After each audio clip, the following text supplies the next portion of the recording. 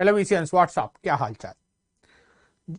JEE advance IIT express PYQ series, जिसमें previous year के advance के क्वेश्चन हम आपके साथ डिस्कस कर रहे हैं। Topic capacitance. तो कैपेसिटेंस के क्वेश्चंस जो प्रीवियस ईयर में आईआईटी एडवांस में आए थे, उनको अब हम देखते हैं किस तरह से हम उनको इजीली सॉल्व कर सकते हैं। राइट, तो कुछ सीखेंगे कि किस किस क्वेश्चन में हम डायरेक्ट कुछ सब्सटीट्यूट करके शॉर्टकट लगा के कैसे सॉल्व कर सकते, वो सारा पार्ट अब डिस्कस करते हैं इस सीरीज में। यस, 2023 पेपर 1 का क्वेश्चन है ये। Right, a container has a base of 50 centimetre and 5 centimetre, height 50 centimetre as shown in the figure. Figure में एक क्यूबॉइडल हमें दिखाया गया कंटेनर जिसकी लेंथ 50 है, विड्थ 5 सेंटीमीटर है और हाइट भी 50 सेंटीमीटर दिखाई गई।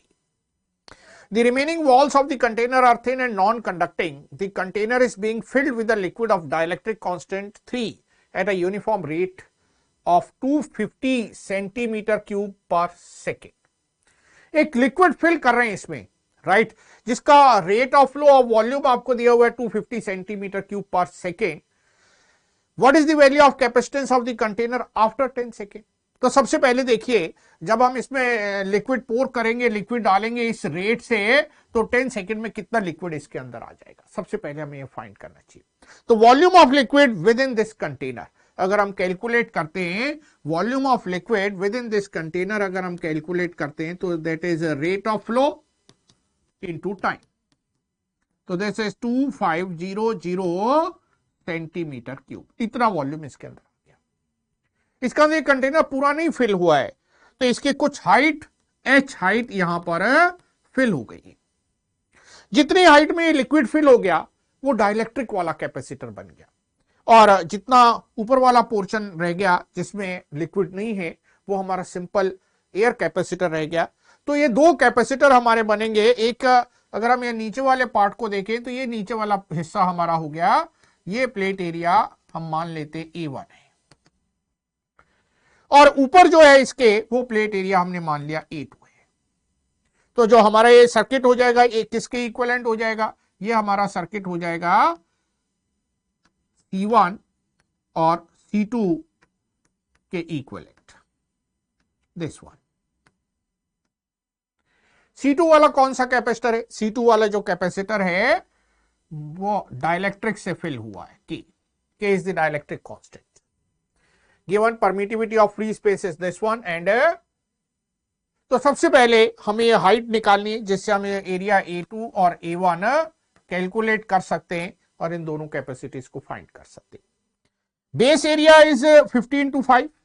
If h is the height, then volume is 50 into 5 into h. So h equals to 10 centimeter. तो अगर एरिया A1 की अगर हम बात करते हैं, एरिया A1 की बात करते हैं, तो A1 की हाइट कितनी हो गई, A1 की हाइट रही 50 माइनस 10 40 सेंटीमीटर। तो A1 40 by 50 into 10 to the power minus 4 metre square, 5420 into 10 to the power minus 2 metre square, ये A1 हो गया। इसी तरह से अगर हम A2 की बात करें तो A2 हमारा कितना हो गया, 50 into 10 into 10 to the power minus 4, तो this is 5 into 10 to the power minus 2 metre square. Dielectric constant of material is given here 3, तो K की वैल्यू आपको गिवन है 3, और C1 C2 दोनों हमारे पैरेलल में है, तो सिंपल सा थोड़ा सा कैलकुलेशन करते हुए हम इसे सॉल्व कर सकते हैं। तो C1 A1 epsilon naught upon D, और अगर हम C2 की बात करते हैं तो K A2 epsilon naught upon D।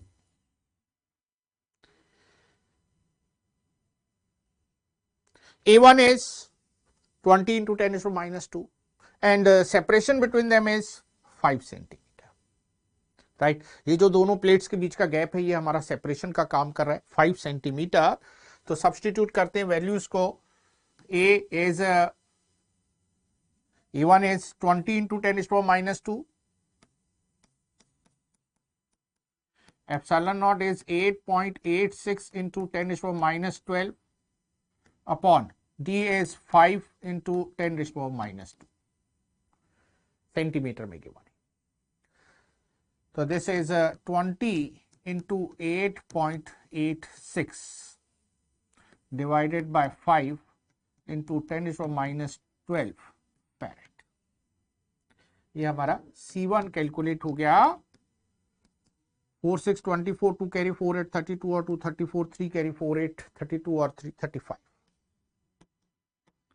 into 10 raised to power minus 12 farad. 35.44 pico farad. अब C2 को देखते हैं. C2 के केस में हमारे पास K गिवन है 3. A2 जो हमारा आया था, A2 is only 5 into 10 raised to power minus 2, 5 into 10 to the power minus 2. ये A2 की वैल्यू हो गई.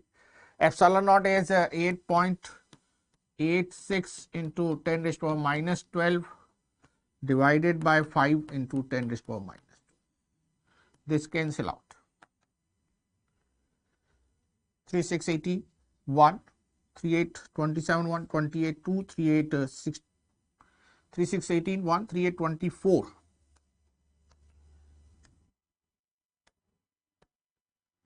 3 6 18 1 38 24 1 25 2 38 24 और 2 20.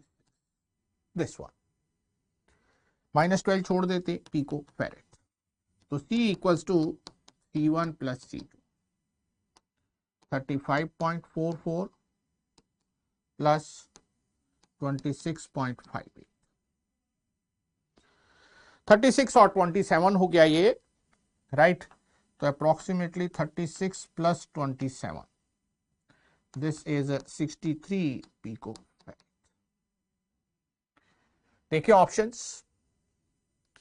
Yes, 63 pico farad. तो देखिए एक सिंपल क्वेश्चन था जिसमें कुछ नहीं, सिंपल सा कॉन्सेप्ट दिया था कि हमने इसमें लिक्विड पोर किया. हमें इस वॉल्यूम को इक्वेट करते हुए ओनली फाइंड करनी थी इस लिक्विड की हाइट. तो डाइलेक्ट्रिक फील्ड कैपेसिटर और एयर कैपेसिटर ये दोनों पैरेलल में कनेक्ट हो गए और दोनों के पैरेलल अरेंजमेंट से डायरेक्टली हमारे पास इसका आंसर आ गया, राइट.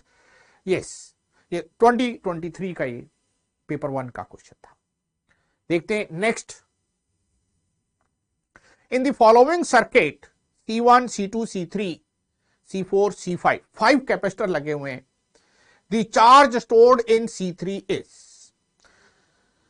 अगर इस सर्किट को थोड़ा सा ध्यान से देखें ना तो हम आसानी से इस क्वेश्चन को सॉल्व कर सकते हैं. अगर आप इस पॉइंट का नाम रख देते हैं A और इस पॉइंट का नाम रख लेते हैं B, तो ये भी A हो गया, B हो गया, ये भी A हो गया, ये B हो गया, ये भी B हो गया. भाई जब तक कोई एलिमेंट नहीं आएगा सारा का सारा वायर एक सिंगल पॉइंट की तरह काम करता है. तो ये पूरी वायर B पॉइंट की तरह काम करेगी, ये पूरी वायर A पॉइंट की तरह काम करेगी. मींस ये C2 C3 C4 और C5 जो 4 कैपेसिटर हैं ये चारों पैरेलल में कनेक्टेड हैं. तो इस सर्किट को अगर हम सिंप्लीफाई करते हैं तो ये 6 वोल्ट की बैटरी, C1 कैपेसिटर और फिर ये जो चारों कैपेसिटर हैं ये चारों कैपेसिटर हमारे पैरेलल में कनेक्टेड हैं, राइट. ये चारों कैपेसिटर हमारे पैरेलल में कनेक्टेड हैं. बस इतना सा काम अगर आप इस क्वेश्चन में देख लेते हैं तो ये क्वेश्चन यहीं पे सॉल्व हो गया इस क्वेश्चन में. इसके बाद कुछ बचता नहीं. Next is 2 volt battery, this one. ये A था, ये B था, ये A ये B, राइट. A B. तो देखिए डायरेक्ट आपके पास आ चुका है potential difference between A B. Steady state में कोई चार्ज फ्लो करने वाला नहीं है, कोई करंट इसमें पास हो नहीं रही है. तो जितना पोटेंशियल डिफरेंस यहां पर है वही इसके क्रॉस आने वाला है, वही इसके क्रॉस आने वाला है, वही इसके क्रॉस आने वाला है, वही इसके क्रॉस आने वाला है. हमें पूछा क्या है, ये C2 है, ये C3, ये C4 और ये C5. C2 and C3 are 4 microfarad each, 4 microfarad each, right? And C4 and C5 2 microfarad each. The charge stored in C3 is, C3 में कितना चार्ज स्टोर्ड है, तो C3 की वैल्यू आपको मालूम है, पोटेंशियल डिफरेंस हमें मालूम है, तो डायरेक्ट क्वेश्चन है charge stored in C3 is CV। CV जब हम इसे सॉल्व कर लेते हैं तो 4 into 2 दैट इज 8 माइक्रोकूलम। अब इतना आसान क्वेश्चन IIT में क्यों दिया, IIT एडवांस में क्यों पूछा, क्या कहीं कुछ और कंफ्यूजन है? तो थोड़ा सा ध्यान से देखिए, ये 6 वोल्ट की बैटरी है, राइट। जब पेपर में बच्चे सॉल्व कर लेते हैं ना, बहुत सारे बच्चे इस तरह से इसे सॉल्व कर लेते हैं, 8 माइक्रोकूलम आंसर आ जाते हैं, लेकिन अचानक से कहीं और चले जाते हैं, कुछ और सोचने लगते हैं और कंफ्यूजन आ जाता है। ये 6 वोल्ट की बैटरी है और ये C1 जो है ये 4 माइक्रोफैरेड का है। हम उस कंफ्यूजन को रेज करते हैं, ये जो 4 माइक्रोफैरेड है इसके अक्रॉस पोटेंशियल डिफरेंस कितना होगा, ये पूरा का पूरा कॉम्बिनेशन कितना हो गया, 4 + 4 + 2 + 2 12। तो अगर हम इस सर्किट को एक बार दोबारा रीड्रॉ करके बनाएं तो एक ये कैपेसिटर है और एक चारों ये कैपेसिटर मिलके एक कर दीजिए आप 12 माइक्रोफैरेड, और यहां पर आपका पोटेंशियल है 2 वोल्ट, राइट, और ये पोटेंशियल आपका है 6 वोल्ट इस तरह से। This one is given 4 microfarad, C1 or 12 microfarad. This C1 is a 12 microfarad, not 4. This is 12 microfarad. अगर हम इस क्वेश्चन को फिर से देखें तो ये 6 वोल्ट की जो बैटरी है, हम इसको एक बार फिर से रीड्रॉ कर रहे हैं आपके लिए, ये 12 माइक्रोफैरेड और नीचे 12 माइक्रोफैरेड, और यहां पर पोटेंशियल डिफरेंस है, this is 2 volt, this is 12 microfarad, this is 12 microfarad।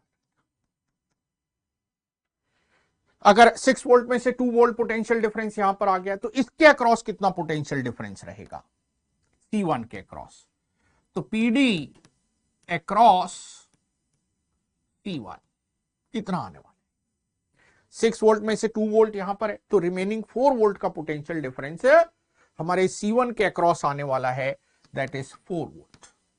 तो Q is C1V, और C1 हमारा 12 into 4 48 माइक्रोकूलम। यहां से कंफ्यूजन स्टार्ट होता है, यहां पर जो चार्ज है वो है 48 माइक्रोकूलम Q1, और यहां पर जो चार्ज है वो है 24 माइक्रोकूलम, यहां पर जो चार्ज है 24 माइक्रोकूलम Q2। ऐसा कैसे, ये दोनों सीरीज में है लेकिन चार्ज सेम नहीं, तो एक्चुअल में इस कंफ्यूजन को आप ओवरकम कीजिए। सिंपल ध्यान रखिए, ये बैटरी है, ड्यूरिंग चार्जिंग जब प्रोसेस था, जब स्टेडी स्टेट हमारी नहीं आई थी, चार्जिंग का प्रोसेस था, तो जो चार्ज यहां से आएगा Q1, ये यहां से 2 पार्ट में डिवाइड होगा, कुछ इस डायरेक्शन में जाएगा, कुछ इस डायरेक्शन में जाएगा। तो ड्यूरिंग चार्जिंग इस बार बैटरी जो है ये वाली वो डिस्चार्ज नहीं हो रही है, वो चार्ज हो रही है, राइट। तो ड्यूरिंग चार्जिंग, लेकिन जब स्टेडी स्टेट आ जाएगी, जब चार्ज का फ्लो बंद हो जाएगा, तो जब चार्ज का फ्लो बंद हो जाएगा तो इसका पोटेंशियल डिफरेंस कितना रहेगा, 2 वोल्ट मेंटेन रहेगा, तो चार्ज की फाइनल वैल्यू 24 माइक्रोकूलम ही रहेगी। इसका मीनिंग है कि इसमें कोई दूसरी चीज नहीं है, ये डायरेक्ट क्वेश्चन है, ये चारों को कैपेसिटर पैरेलल में लगे हुए 2 वोल्ट के साथ, तो सीधा पैरेलल से इसका आपको चार्ज कैलकुलेट करना था 8 माइक्रोकूलम, और यहां पर फिल करते हुए आपको मार्क्स मिले थे। तो 2022 में एक सिंपल से क्वेश्चन को, एक कॉन्सेप्ट बेस्ड सिंपल सा क्वेश्चन था, जिसको थोड़ा सा आपके सामने रखा कंफ्यूज करने के लिए कि ये दोनों सीरीज में है, लेकिन एक इंपॉर्टेंट कॉन्सेप्ट ये क्लियर कर रहा है कि अगर 2 कैपेसिटर हमारे सीरीज में रहते हैं और हम एक कैपेसिटर को किसी बैटरी से जोड़ देते हैं, तो उस कैपेसिटर पर जो फाइनल पोटेंशियल आने वाला है वो इस बैटरी के पोटेंशियल के बराबर आने वाला है, और उसकी हेल्प से हम उस पर डायरेक्ट चार्ज कैलकुलेट कर सकते हैं। तो ये एक अच्छा क्वेश्चन था जो हमें एक बेसिक सा कॉन्सेप्ट क्लियर कर रहा है, तो इसे आप फर्दर क्वेश्चंस के लिए भी ध्यान रखेंगे, राइट। आगे बढ़ते देखते हैं नेक्स्ट क्वेश्चन को, 2022 पेपर 1 का क्वेश्चन है। A medium having dielectric constant K fills the space between the plates of parallel plate capacitor. The plates have large area and distance between them is D. The capacitor is connected to a battery of voltage V as shown in the figure. Now both the plates are moved by a distance of D by 2 from the original position as shown in figure. तो एक parallel plate capacitor है जिसमें already dielectric fill किया हुआ है, right. तो अगर हम इसकी इनिशियल कैपेसिटी की बात करते हैं तो इसकी इनिशियल कैपेसिटी जो है वो है के A epsilon naught upon D, ये इसकी initial capacity. The plates have large area and distance between them is D. The capacitor is connected to a battery of voltage V. और बाद में हमने इन प्लेट्स को ना मूव करके सेपरेशन बढ़ा दिया और ये जो नया सेपरेशन है ये हमारा 2D कर दिया। एक पार्ट में कुछ डाइलेक्ट्रिक फिल किया गया और दूसरा पार्ट डाइलेक्ट्रिक से फ्री है। तो अगर हम बाद वाली कैपेसिटी निकालें तो ए epsilon naught upon distance by D minus T होता था, तो टोटल डिस्टेंस 2D है, उसमें से टी मतलब डी बाई टू, डी हमने सब्ट्रैक्ट कर लिया, प्लस डी अपॉन की। तो this is k A epsilon naught upon d k plus 1। तो this is C naught upon k plus 1। तो सबसे पहले हमने इसकी न्यू कैपेसिटी फाइंड कर ली। In the process of going from configuration which of the following statement is are correct.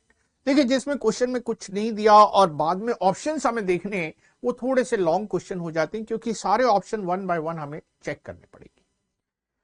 The electric field inside the dielectric material is reduced by a factor of 2k. The capacitance is decreased bye a factor of k plus 1. Capacitance is decrease by a factor of k plus 1। ये option तो already हमारा check हो चुका है, तो B is the correct answer. एक तो हमारा करेक्ट आंसर हमें मिल चुका है। The voltage between the capacitor plate is increased by a factor of k plus 1। Between the capacitor plates, capacitor plate की वोल्टेज क्योंकि ये बैटरी से कनेक्टेड है तो इसकी वोल्टेज हमेशा V के इक्वल रहनी है, यहां भी इसकी वोल्टेज V के इक्वल रहनी है, तो increase by factor of k plus 1 ये हम रिजेक्ट कर देते। The work done in the process ये हमें कैलकुलेट करना है। Electric field inside the dielectric ये हमें कैलकुलेट करना है। अगर यहां पर आपको C नॉट मालूम है तो आप यहां पे चार्ज निकाल सकते हैं। इलेक्ट्रिक फील्ड आपको मालूम है E, राइट। E दो तरह से निकाली जा सकती है, sigma upon k epsilon naught और direct potential difference upon distance, right. E को दो तरह से निकाल सकते हैं, सिग्मा अपॉन एप्सिलॉन नॉट और V अपॉन डी। हम आपको कैलकुलेट करके दिखाते हैं। E sigma upon epsilon naught, dielectric medium है तो k epsilon naught. Sigma is Q upon A, ये हो गया, right. k a epsilon naught upon D, ये तो C नॉट था, C नॉट की वैल्यू थी k a epsilon naught upon D और Q C नॉट V के इक्वल था, राइट। तो Q के प्लेस पर आप रख दीजिए C नॉट V और k a एप्सिलॉन नॉट की जगह हो गया C नॉट D, तो V अपॉन डी। लेकिन सेकेंड केस में क्योंकि कुछ पार्ट एयर वाला है और कुछ पार्ट डाइलेक्ट्रिक वाला है तो वहां हमें थोड़ा सा ध्यान देना पड़ेगा। हमें जो पूछा गया है वो डाइलेक्ट्रिक के इनसाइड पूछी गई है, राइट, ओनली डाइलेक्ट्रिक वाली पूछी गई। डाइलेक्ट्रिक के इनसाइड तो अभी भी सिग्मा अपॉन के एप्सिलॉन नॉट ही रहनी चाहिए।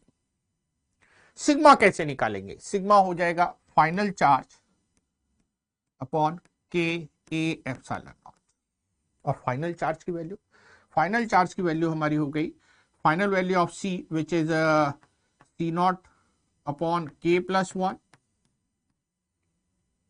यही थी final electric field charge into V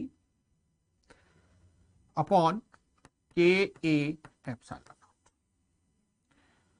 C not k a epsilon not V upon k plus 1 times D और k a एप्सिलॉन नॉट। तो ये हो गया V upon D is initial upon K plus 1. So it is decreased by K plus 1, not by 2K, right? So it is not decreased by a factor of 2K, it is decreased by factor of K plus 1. तो A is not correct. A भी हमारा correct नहीं. The work done in the process. देखिए electrostatics में जब भी work की बात करते हैं तो वर्क हमेशा हम एनर्जी कंजर्वेशन से फाइंड करते हैं. तो work done in this process हम कैसे कैलकुलेट करेंगे? Work done is simply U final minus U initial. अब U फाइनल कितना हो गया? Half C final V square.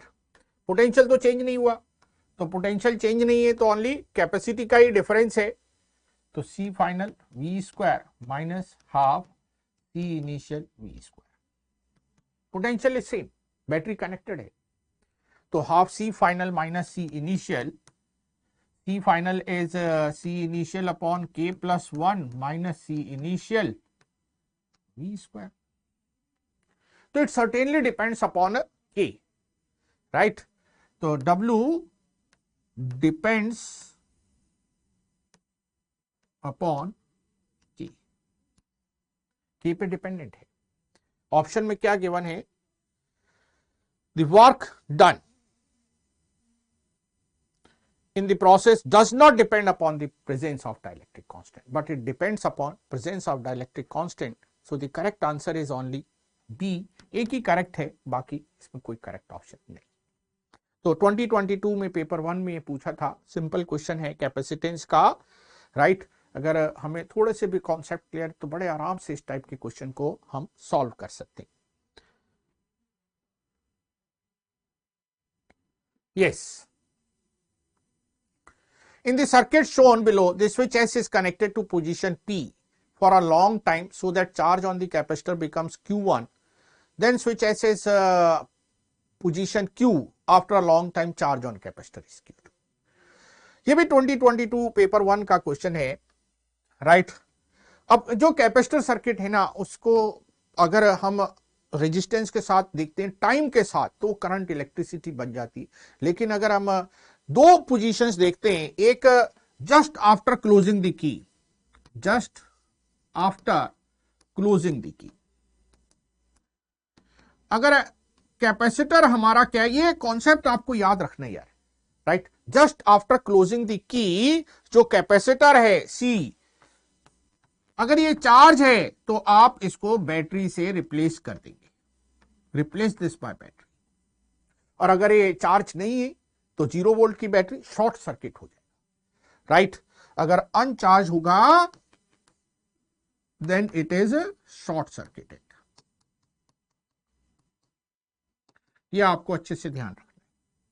और लॉन्ग टाइम की बात करें तो लॉन्ग टाइम पर अगर हम इसको देखते हैं, अगर लॉन्ग टाइम पर देखते हैं तो फिर current through the charge condenser is 0. Means फिर कैपेसिटर से कोई करंट पास नहीं होता है, फिर कैपेसिटर केवल एक बैटरी की तरह काम करेगा, राइट? इनिशियली अगर चार्ज है तो हमें वो चार्ज कंसीडर करना है. अब हमें इस स्विच को P पोजीशन पे रखना है, हमें इस स्विच को P पोजीशन पे रखना है. पहले लॉन्ग टाइम के लिए रखा हुआ है. अब लॉन्ग टाइम के लिए रखा हुआ है तो कैपेसिटर वाली ब्रांच में कोई करंट पास होनी नहीं है. स्टेडी स्टेट आ चुकी है, कैपेसिटर फुल्ली चार्ज हो चुका है. जो करंट यहां से जाएगी I ये इस सर्किट में पास होते हुए जाएगी. सिंपल सा ओम्स लॉ यूज करते, 2 वोल्ट की बैटरी है यहां पर और 1 वोल्ट की बैटरी है यहां पर. तो नेट पोटेंशियल कितना हो गया? नेट पोटेंशियल हो गया 2 माइनस 1. तो I equals to 2 minus 1 upon total resistance. Total resistance is 2 plus 1/3 ampere, right? अब देखिए मिस्टेक का चांस कहां है. अगर इस ब्रांच को हम अलग से बना लें तो मिस्टेक का कोई चांस नहीं है, लेकिन अगर इस ब्रांच को आप अलग से नहीं बनाते तो मिस्टेक का चांस बनता है. यहां पर ये 1 माइक्रोफैरेड का कैपेसिटर है और इधर 2 ओम और 2 वोल्ट का बैटरी है. ये आपको रीड्रॉ करना, राइट? इस रीड्रॉ में ये 2 वोल्ट की बैटरी है, ये आपका 2 ओम है, ये आपका 1 वोल्ट है और ये आपका 1 ओम है, और यहां जो करंट है आई वो आपको मालूम है। तो अगर हम इस पॉइंट का नाम ए और इस पॉइंट का नाम बी रखते हैं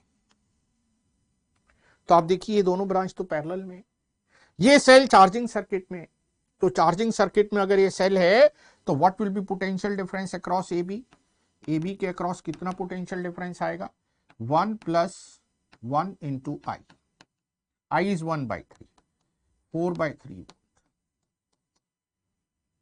तो what will B charge on capacitor Q1, potential 4/3 into C is 1, तो 4/3 माइक्रोकूलम आंसर हो गया। अब क्या कह रहे हैं, then switch S is position Q, switched to position Q। अब इसको आपने पोजीशन Q पे स्विच कर दिया, तो पोजीशन Q पर अगर हम इसे स्विच करते हैं तो हमारा सर्किट कैसा होने वाला है, यस ये कैपेसिटर है, ये बैटरी है, और जब आप इसको Q पे स्विच कर देंगे तो ये सीधा क्लोज ब्रांच बन जाएगी। हमारा जो ये वाला 1 वोल्ट वाला सेल है ये हमारे सर्किट से बाहर हो जाएगा। अगर ये हमारे सर्किट से बाहर हो गया और S सीधा Q से जुड़ गया ये, तो ये हमारा क्लोज सर्किट बन गया। तो अब इजी हो गया और भी, right, 2 volt, 2 ohm, 1 ohm, 1 microfarad. Let I dash is the current, मान लेते करंट कितनी है I dash. Yes, capacitor branch से तो कोई करंट पास होता ही नहीं है, उसमें तो कोई टेंशन ही नहीं है, तो सीधा इसमें हम अप्लाई करते हैं, तो -2 + 3I dash equals to 0, I dash equals to 2/3 ampere. Ohm's law है 2 टोटल रेजिस्टेंस, 2 वोल्ट का EMF है और total resistance of the loop is 2 + 1 3 ohm, तो I डैश आपको मिल गया। So what is potential difference now across AB और PD across capacitor, कितना हो गया, CV, sorry potential is V, कितना हो गया I इंटू R, तो I डैश इंटू 1, 2/3 वोल्ट, तो Q2 is CV, C is 1 into 2/3, तो 2/3 माइक्रोकूलम, तो Q2 is 2/3 microcoulomb while Q1 is 4/3 microcoulomb. तो कैपेसिटर के केस में हमें ध्यान रखना है कि जब फुल्ली चार्ज हो जाता है तो करंट पास नहीं होती, दैट इज स्टेडी स्टेट। तो स्टेडी स्टेट में कैपेसिटर वाली ब्रांच से कोई करंट पास नहीं होती, डायरेक्ट हम इसको एक ओपन सर्किट की तरह लेके काम कर सकते। और just after closing the key आ जाए, इसमें just after closing the key नहीं पूछा हुआ है, तो कैपेसिटर शॉर्ट सर्किट हो जाता है और इंडक्टर जो है वो ओपन सर्किट हो जाता है। यस, 2020 पेपर 2 देखें इसको। 2 capacitors with capacitance C1 and C2 are connected in series. The voltage applied across the combination, the percentage error in the calculation. तो इस क्वेश्चन को तो हम एरर एनालिसिस में भी डाल सकते हैं, लेकिन क्योंकि कैपेसिटर इन्वॉल्व है तो कैपेसिटेंस वाले सेक्शन में इसको देखते हैं। 2020 में आया था पेपर 2 में, दोनों कैपेसिटर जो है सीरीज में कनेक्ट हैं, तो अगर हम इसका इक्विवेलेंट कैपेसिटेंस की बात करेंगे तो 1/C1 + 1/C2 हो जाएगा। 1/C1 is 2000 and C2 is 3000। LCM आप क्या लेंगे, 6000, 3 + 2, तो C equivalent is 6000/5 means 1200 picofarad. V आपको दिया हुआ है। एनर्जी स्टोर्ड का फॉर्मूला हमें मालूम है 1/2 C equivalent into V²।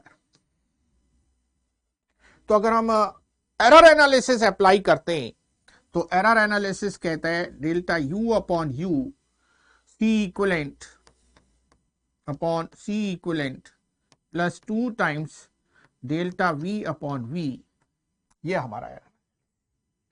तो यहां पर जो हमारे पास मेन पार्ट है वो है डेल्टा सी इक्वलेंट को कैलकुलेट करना। सी इक्वलेंट तो आपको मिल चुका है, तो इस फॉर्मूले से हमें डेल्टा सी इक्वलेंट कैलकुलेट करना है। कैसे हम इसको कैलकुलेट कर सकते हैं, देखें इस पार्ट को। तो differentiate this part, -1 upon C equivalent square D C equivalent equals to minus D C one upon C one square minus D C two upon C two square.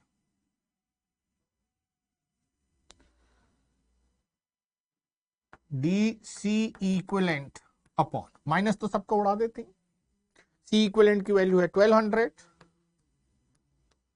Square, D C one is 10, C one is 2000 square plus D C two, कितना है D C two 15, C two square is 3000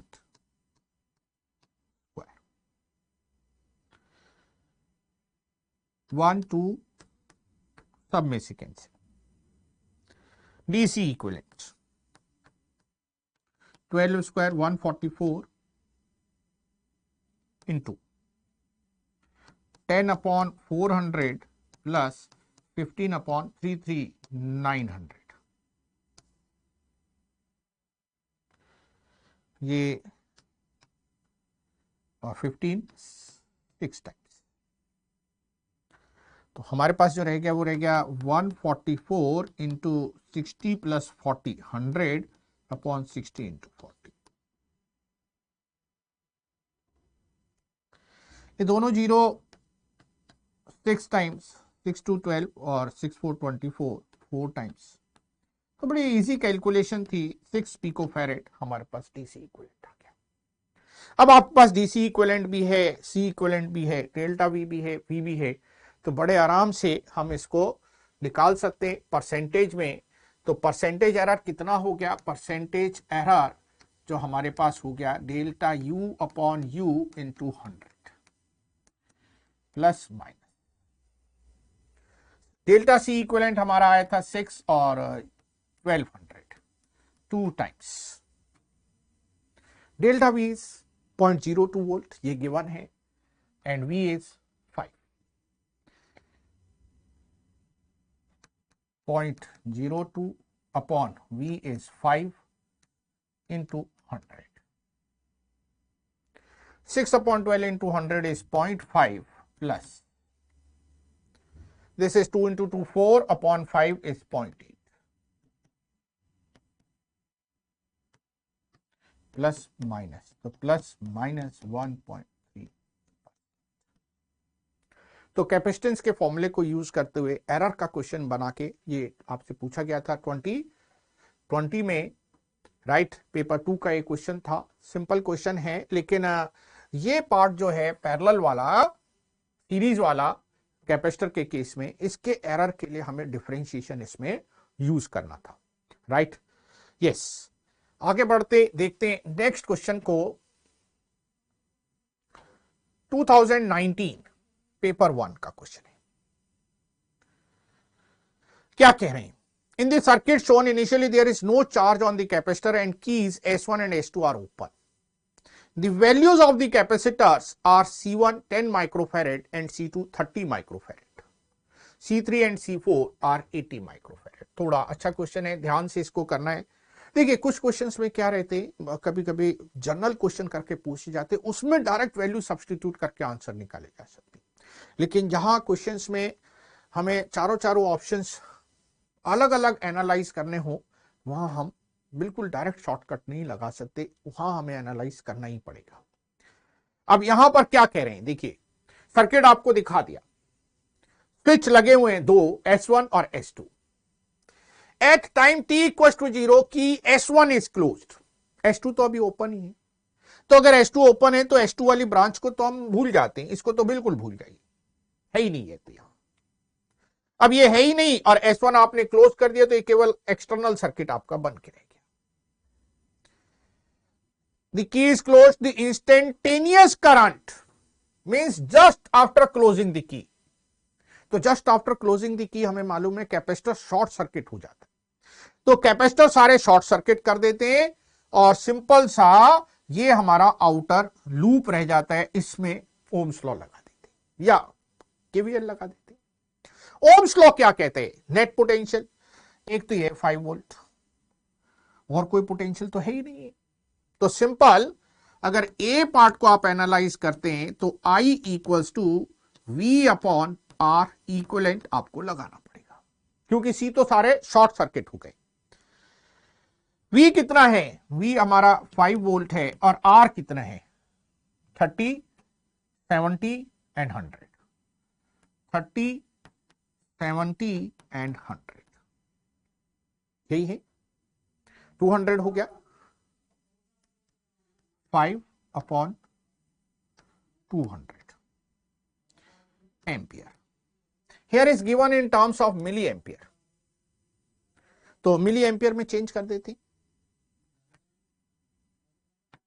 5000 upon 200, 50 upon 2 25 milli ampere. तो ए वाला correct answer है। Right, बिल्कुल easy सा था, बस हमें एक कॉन्सेप्ट ध्यान रखना था कि जब की क्लोज करते हैं तो ठीक उसी टाइम पर अगर हम देखते हैं तो सारे कैपेसिटर शॉर्ट सर्किट हो जाते, तो कैपेसिटर कोई रोल प्ले नहीं करते। बड़ा इजीली सॉल्व कर लिया गया। If key S1 is kept closed for a long time, अब लॉन्ग टाइम क्लोज करने के बाद तो स्टेडी स्टेट आ जाएगी, फिर करंट जीरो हो जाएगी। फिर अगर करंट जीरो हो गई तो फिर ये रेजिस्टेंस हमारे बेकार हो जाते, फिर इनके अक्रॉस कुछ नहीं, क्योंकि इनमें करंट ही नहीं पास हो रही है, तो इनके अक्रॉस पोटेंशियल डिफरेंस भी नहीं आएगा, तो हमारा सिंगल कैपेसिटर सर्किट रह जाएगा। तो अगर हम S1 क्लोज लॉन्ग टाइम के बाद देखते हैं, देखिए S1 क्लोज है और लॉन्ग टाइम के बाद हम देखते हैं तो इन रेजिस्टेंसेस की नीड नहीं है। आपके पास रह गया एक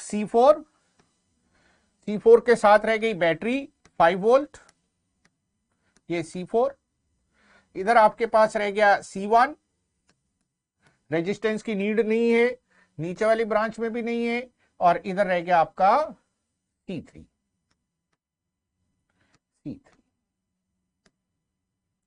कितना कितना गिवन है C3, C4 और C1?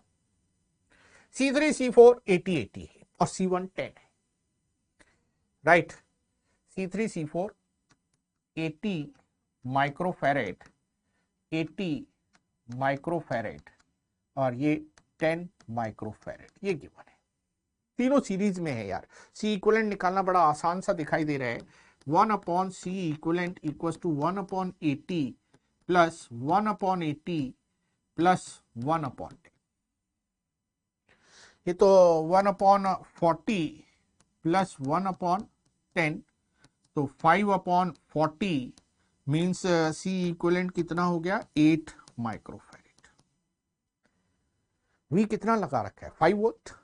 ये बैटरी कितने वोल्ट की है? 5 वोल्ट की है। तो Q कितना हो गया? Q equals to C equivalent into V, 8 into 5 means 40 microcoulomb. तो सभी का चार्ज 40 माइक्रोकूलम है। राइट, अगर हम V1 आपसे पूछें तो V1 इज Q अपॉन C1, 40 अपॉन 10 इक्वल्स टू 4 वोल्ट। V2 अगर हम आपसे पूछेंगे तो V2 नहीं, V3, तो V3 अगर हम आपसे पूछेंगे तो ये हो गया Q upon C3, 40 upon 80 that is 0.5 volt. इसी तरह से अगर हम V4 पूछते हैं Q अपॉन C4 तो ये भी हमारा हो गया 0.5। क्या था हमारे ऑप्शंस में? अगर हम इसको देखें, इफ की is kept close for a long time, fully charge हो चुके हैं। Right, the voltage across the capacitor C1 will be 4 volt. Yes, C1 के अक्रॉस हमारी 4 वोल्ट आई है वोल्टेज, C1 के अक्रॉस हमारी 4 वोल्ट आई है वोल्टेज, तो हमारा ये ऑप्शन भी करेक्ट है, बी इज करेक्ट। अब हमें देखने C and D। The key S1 is kept closed for a long time, capacitors are fully charged, Now key S2 is closed. At this time, the instantaneous current across 30 ohm resistance will be 0.2 between P and Q. जब ये fully charge हो गए, इस branch में देखिए कोई current pass नहीं हो रही थी, उस टाइम पर हमने ये की क्लोज करी, और जैसे ही आप ये की क्लोज करेंगे, ये 10 वोल्ट का पोटेंशियल डिफरेंस आ जाएगा। अब जस्ट आफ्टर क्लोजिंग है, तो ये वाला जो हमारा कैपेसिटर है, ये वाला कैपेसिटर तो हमारा शॉर्ट सर्किटेड हो गया, क्योंकि just after closing the key कह रहे हैं। लेकिन हमने अभी पीछे आपको बताया था, ये वाले ऑलरेडी चार्ज्ड हैं, राइट। इनकी अगर पोलरिटी देखें तो ऊपर पॉजिटिव है, नीचे नेगेटिव है। अगर यहां से देखें, नीचे पॉजिटिव है, ऊपर नेगेटिव है, ये पॉजिटिव है, ये नेगेटिव। इसके अक्रॉस जो वोल्टेज आ चुकी है वो 4 वोल्ट आ चुकी है। इसके अक्रॉस 0.5 वोल्ट हम कैलकुलेट कर चुके हैं, इसके अक्रॉस 0.5 वोल्ट कैलकुलेट कर चुके हैं। तो हमें इस सर्किट को रिप्लेस करना पड़ेगा। इस थर्ड वाले ऑप्शन के लिए हमें देखना पड़ेगा कि ये 4 वोल्ट बैटरी से आप रिप्लेस करना पड़ेगा, राइट, और ये 0.5 से रिप्लेस करना पड़ेगा। अब यहां 5 वोल्ट की बैटरी है, 0.5 ये है, 0.5 ये है, दोनों इसका अपोज कर रहे हैं, तो 5 माइनस 0.5 0.5, तो 4 वोल्ट रह गया इधर भी। तो अगर हम इस सर्किट को सिंप्लीफाई करें तो ये ब्रांच रह गई 10 और 30 की, ये ब्रांच रह गई हमारी 10 और 30।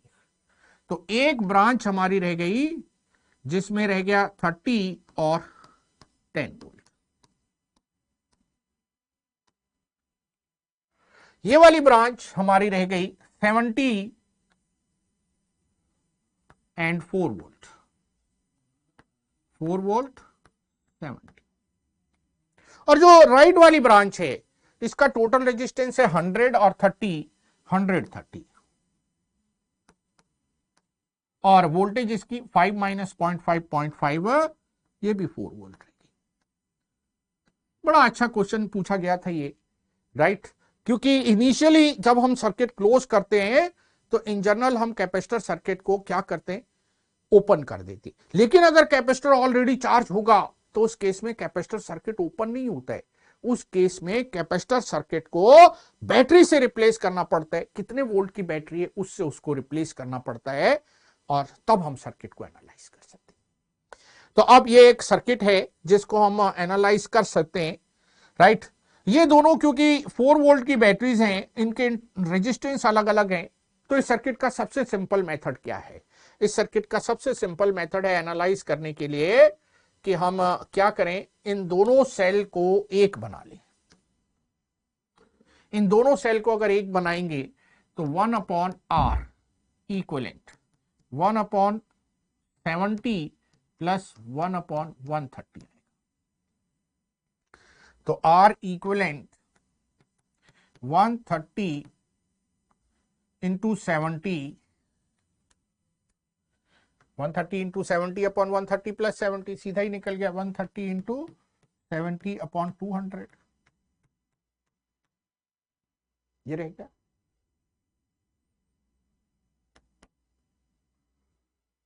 Right, 13791 upon 2। और इसका अगर E इक्विवेलेंट हम देखेंगे तो E इक्विवेलेंट जिसका कि फॉर्मूला आपको मालूम है, summation E by R divided by summation 1 by R, क्योंकि E दोनों का 4 4 है तो 4 कॉमन हो गया, और समेशन 1 बाय R कैंसिल, तो 4 वोल्ट आ गया। तो ये फर्दर सिंप्लीफाई हो गया, राइट। एक रेजिस्टेंस रह गया, एक बैटरी रह गई 4 वोल्ट, और ये रेजिस्टेंस कितना हो गया, ये रेजिस्टेंस हो गया 91/2, ये आगे 30 ओम, और ये हमारा बन गया 10 वोल्ट, दिस वन। कितना होगा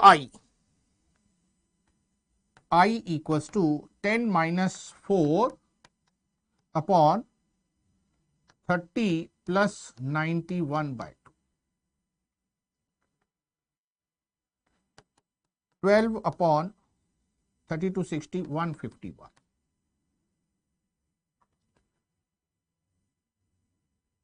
पॉइंट 0 1200 हो गया, 15 8 टाइम्स 1200 तो 0.08 एम्पियर के अराउंड हो गया। ये करंट आ रही है हमारी 10 वोल्ट, ये पी क्यू ब्रांच में, पी और क्यू। तो पी क्यू ब्रांच में जो करंट आ रही है वो 0.08 एम्पियर का करंट आ रहा है, राइट। देखते हैं पीछे, गिवन इज 0.2, तो this is wrong, this is not correct. 0.08 को अगर हम 1 सिग्निफिकेंट प्लेस तक करेंगे तो 0.1 आएगा, round off to first decimal place. First decimal place पर अगर इसे राउंड ऑफ करेंगे तो this is 0.1 ampere, not 0.2 ampere. तो this one is not correct, this one is wrong. ये रॉन्ग ऑप्शन है हमारे पास जो गिवन है। तो ए बी करेक्ट थे और सी रॉन्ग है। अब डी ऑप्शन को देखें, if key S1 is kept closed for long time such that capacitors are fully charged, the voltage difference between P and Q will be 10 volt. देखिए इस option को अगर हम देखें तो इसमें S2 के बारे में तो कुछ नहीं बताया गया, तो हम इसको S2 क्लोज करने के बाद देखें या ओपन पे देखें। अगर S1 को S2 क्लोज करने के बाद देखोगे ना तो 10 माइनस 30 इंटू करंट आ जाएगी, करंट आपकी 0.1 है तो 7 वोल्ट आने वाला है। और अगर S2 ओपन है, S2 ओपन है, तब तो 4 वोल्ट का पोटेंशियल डिफरेंस हमारा मेंटेन हो चुका है, राइट। तो दोनों केस में से किसी में भी 10 वोल्ट नहीं रहने वाला है। हालांकि अगर हम इसकी बात करें तो यहां पर भी केवल ये लिखा गया था S1 क्लोज, तो हमने S2 को ओपन लेते हुए काम किया था। तो इस केस में भी अगर हम मान के चलेंगे S1 इज केप्ट क्लोज, तो S2 को हम ओपन लेते हुए काम करेंगे, राइट। तो potential difference across P and Q will B 4 volt not 10।